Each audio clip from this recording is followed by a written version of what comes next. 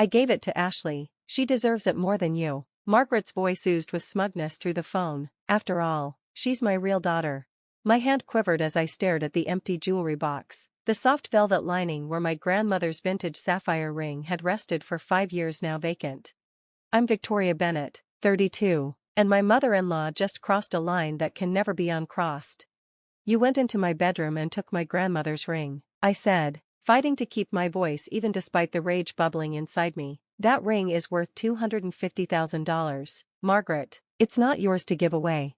Oh, please, she snorted. Your grandmother's ring? We both know James bought that for you. And since he's my son, I have every right to give family treasures to my daughter. Ashley's wedding is in 3 months, and she deserves something meaningful.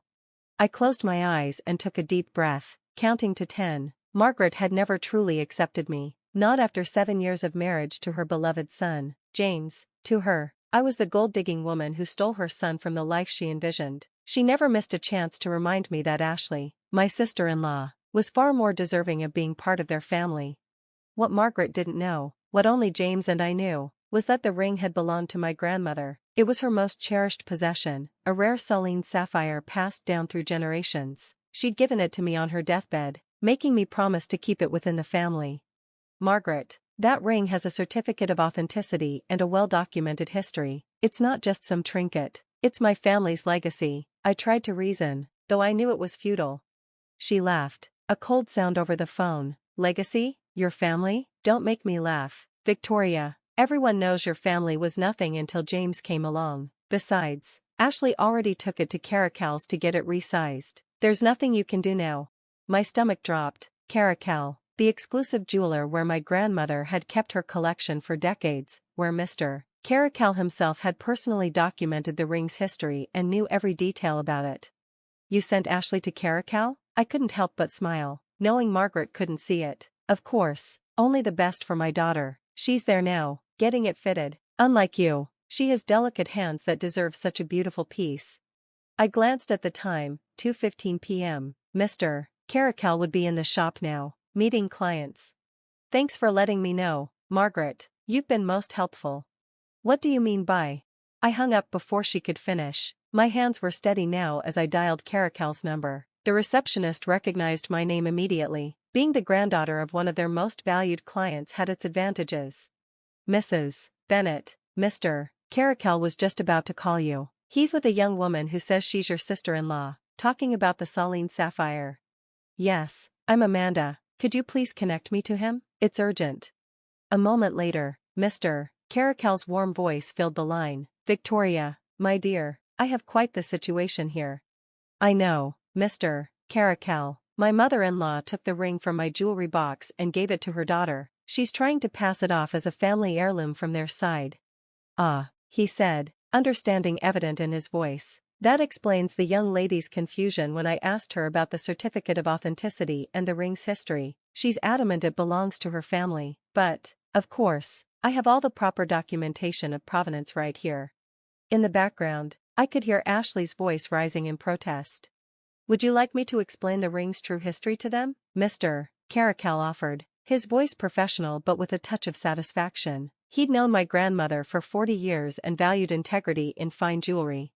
Yes, please, and Mr. Caracal, my husband should be arriving in about 10 minutes. He was closer when I called him. Perfect. I'm confident this will be resolved once he arrives. I hung up, sinking into my chair, the adrenaline rushing through me. 7 years of Margaret's subtle slights, constant efforts to undermine my marriage, her favoritism toward Ashley, it had all led to this. My phone buzzed with a text from James. Almost there. Mom's blowing up my phone. Did she really break into our bedroom? I replied simply, yes, Mr. Caracal has the security footage from Grandma's last visit when she documented the ring's transfer to me. James's reply came quickly, time for Mom to face the music. I smiled, imagining Margaret's face when she realized how thoroughly her plan had backfired. The ring wasn't just valuable, it was documented, certified, and legally mine. More importantly, her actions had pushed James past his breaking point. My phone rang again, Margaret's number. I let it go to voicemail. The real show was about to unfold at Caracal. Sometimes, the best form of revenge is letting people's own actions expose their true colors. The events at Caracal played out exactly as I anticipated. James called me during his drive home, his voice tight with barely contained anger. "You should have seen Mom's face when she stormed into the shop," he said. She was all righteous indignation, demanding to know why Ashley was being questioned about the ring's authenticity. Then Mr. Caracal pulled out the certified papers. I could picture it perfectly. How did she react? At first, she tried claiming the ring couldn't be a real family heirloom, that your grandmother must have bought it recently. That's when Mr. Caracal played the security footage from 5 years ago. I grinned, recalling the day my grandmother, elegant even in her final months, had insisted on documenting the ring's transfer. "The documentation is key, Victoria," she'd said. "Fine jewelry comes with great responsibility." "Then what happened?" I asked, though I already knew. Mr. Caracal showed them the complete history of the ring, photos, certificates, insurance documents, everything. Mom started to deflate, but Ashley lost it. She started crying, saying her wedding was ruined and how I always chose you over family. "And what did you say?" There was a pause, and I could hear the weight in James's voice. "I told them both that you're my family, and that breaking into our bedroom and stealing your inheritance was unforgivable." Mom tried to say she was just trying to be fair, giving Ashley something special. Let me guess, she didn't see anything wrong with taking it? "Oh, it gets better," James said, his voice bitter. "She actually said, it's not stealing if it's family." That's when Mr. Caracal mentioned that he was legally required to report jewelry theft over $100,000. I sat up straighter. He really said that? He did, he explained, very politely, that while he preferred to handle it privately, he had ethical duties as a certified jeweler. Mom's face went pale so fast, I thought she'd pass out. James continued, "It was satisfying, but I still felt a bit uneasy." "How did Ashley take it?" "She handed over the ring immediately, suddenly very eager to be removed from the situation. She claimed she had no idea it was actually your grandmother's, that Mom had told her it was a piece from James." That tracked with what I knew of Ashley. She was spoiled and entitled, but not malicious. That was all Margaret. The best part, James added, was when Mr. Caracal brought out a second set of documents, photos of Mom's engagement ring, the one she sold 20 years ago. Turns out that was the true family heirloom she should have been worried about. I gasped. "What?" "Yeah, apparently she sold my grandmother's engagement ring when Dad was sick. Never told anyone. She's been wearing a replica all these years, pretending it was the original. Mr. Caracal recognized it as soon as she came in today because he'd handled the sale." The irony was almost too perfect. Margaret, who'd spent years accusing me of being a gold digger, had secretly sold her own family's heirloom. How did Ashley react? She left. Just grabbed her purse and walked out. Mom tried to follow, but Ashley told her to stay away. I think the ring was the last straw. I could hear the pain in James's voice. Despite their issues, it was still his family falling apart. "I'm sorry it came to this," I said softly. "Don't be. Mom's been pushing boundaries for years. She needed to face consequences eventually." He paused. "Mr. Caracal's keeping the ring in the vault for now. He suggested having it professionally cleaned and inspected." "Good idea," I said, twisting my wedding band. "What happens now?" "Now? Mom has to deal with the fact that everyone knows what she did, both today and 20 years ago. Dad's going to be devastated. And Ashley, she'll have to find something else to wear at her wedding." After we hung up, I sat alone in our quiet house, processing everything. Margaret had overplayed her hand, and now the consequences were spreading. Years of lies and manipulation were unraveling, all because she couldn't resist one final power grab. My phone buzzed with a text from Ashley. "I'm so sorry. I didn't know it was your grandmother's ring." Mom said, "Well, it doesn't matter what she said." I should have asked James directly. I stared at the message, considering my response. Ashley had been cruel over the years, but always following Margaret's lead. Maybe this was a chance for change. "Would you like to have coffee tomorrow?" "Just us," I texted back. Her response was immediate. "Yes, please. There's a lot I need to say." Another message popped up. This one from Margaret. I almost ignored it, but curiosity won out. Inside was a single line. I was only trying to make things right for my daughter. I thought of my grandmother, her insistence on doing things right, on knowing what mattered, on protecting what was valuable. I looked at Margaret's message again and typed, "No.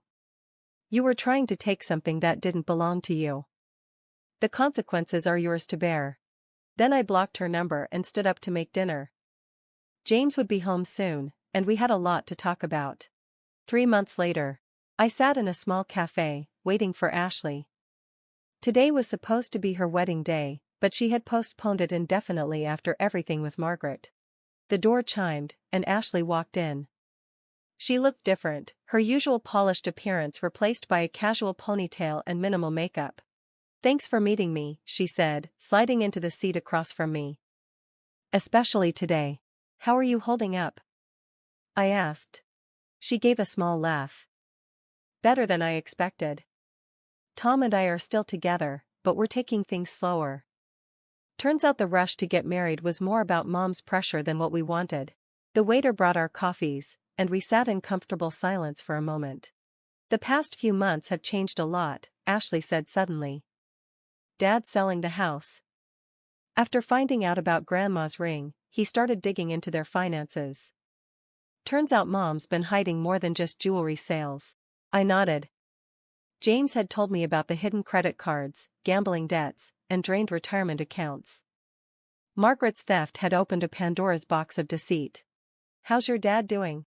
"Better, now that he's taken control. He's staying with Uncle Mike while the divorce goes through." She stirred her coffee absently. "Mom's not handling it well.